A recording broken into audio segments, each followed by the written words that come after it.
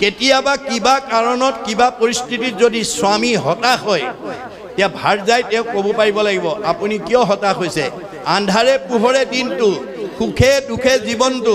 ধৈৰ্য ধৰক দুখক অতিক্ৰমী সুখক প্ৰতিষ্ঠা কৰাই প্ৰকৃত জীৱনৰ সাৰ্থকতা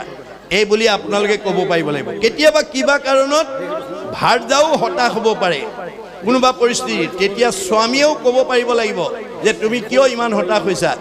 ধৈৰ্য ধৰা আন্ধাৰে পোহৰে দিনটো সুখে দুখে জীৱনটো দুখক অতিক্ৰমী সুখক প্ৰতিষ্ঠা কৰা প্ৰকৃত জীৱনৰ সাৰ্থকতা এইজনে ইজনে সিজনক এই প্ৰেৰণা দিব লাগিব কিয় বিবাহ সম্বন্ধে পুৰুষৰ অৰ্ধাঙ্গিনী স্বামী বুলি ধৰ্ম কৰ্ম পাই অৰ্ধখিনি সেহি হেতু কটু কটু ধৰ্মিনী ৰমণী পাপ কাৰ্যে বাধা দিয়া খন্দাই বিঘিনী কটু অধৰ্মিনী তিৰি ধৰ্মক বাধিয়া স্বামীক নিউৱে ঘূৰে নৰকে টানিয়া এতিয়া ভাৰ্যাক দুটা ভাগত বিভক্ত কৰি দেখিছে ধৰ্মিনী